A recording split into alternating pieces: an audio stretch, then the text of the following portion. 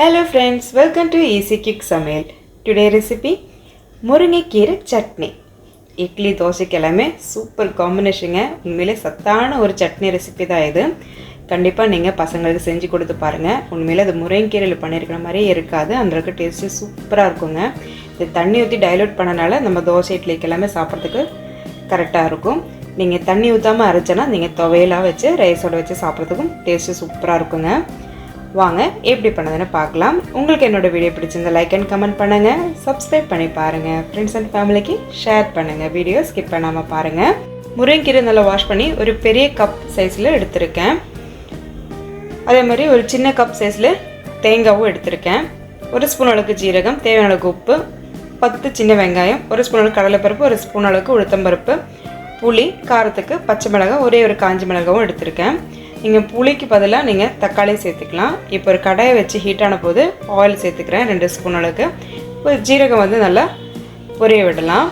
அது நல்லா ஹீட் ஆகும்போது நம்ம கடலைப்பருப்பு ஒரு ஸ்பூனு சேர்த்து இன்னொரு வாட்டி வதக்கி எடுத்துக்கலாம்.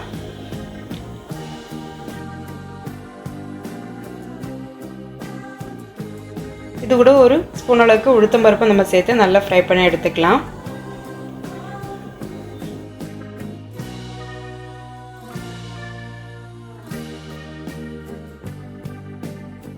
இப்போ காரத்துக்கு 2 பச்சை மிளகாவும் ஒரு காஞ்ச மிளகாவும் சேர்த்து நல்லா ஃப்ரை பண்ணி எடுத்துக்கலாம். இது கூட நம்ம சின்ன வெங்காயம் சேர்த்துக்கலாம். இப்போ நல்லா ஃப்ரை பண்ணி எடுத்துக்க போகிறோம். நம்ம ரொம்ப கலர் சேஞ்ச் ஆன அவசியம் கிடையாது. நீங்கள் சின்ன வெங்காயம் இல்லைன்னா பெரிய வெங்காயம் கூட ஒரு சின்னதாக பார்த்து நீங்கள் கட் பண்ணி சேர்த்து இந்த மாதிரி ஃப்ரை பண்ணி எடுத்துக்கலாம். நல்லா கலர் சேஞ்ச் ஆன அவசியம் கிடையாது. 1-2 மினிட் நல்லா ஃப்ரை பண்ணி எடுத்தாலே போதும்.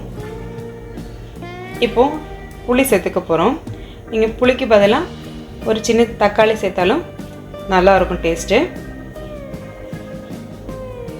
இப்போ நல்லா ஃப்ரை பண்ணி எடுத்துக்கலாம். நம்ம வாஷ் பண்ணி வச்சா முருங்கைக்கீரையும் சேர்த்து ஒரு வாட்டி கூட நல்லா வதக்கி எடுத்தோன்னா நம்மளோட சட்னிக்குள்ள ஆல் ப்ரிப்ரேஷன் ரெடி ஆகிடுச்சு.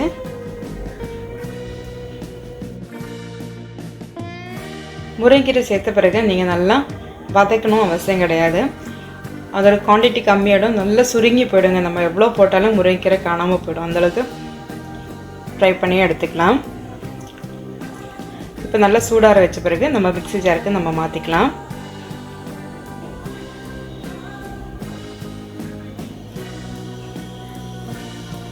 இப்போ இது கூட நம்ம தேங்காய் சேர்த்துக்கலாம். தேவையான அளவுக்கு உப்பும் சேர்த்து ஃபஸ்ட்டு நல்லா தண்ணி விடாமல் அரைச்சிக்கோங்க. அதுக்கப்புறம் தண்ணி சேர்த்து இன்னொரு வாட்டி கூட அரைச்சி எடுத்துக்கலாம். நம்ம இப்போ இதை நல்லா அரைச்சி எடுத்தாச்சு. இதுக்கு ஒரு தாளிப்பு போட்டுக்கலாம். அதுக்கு கடாயில் ஒரு ஸ்பூன் அளவுக்கு கடுகும் கொஞ்சம் காஞ்சி மிளகாவும் சேர்த்துக்கலாம்.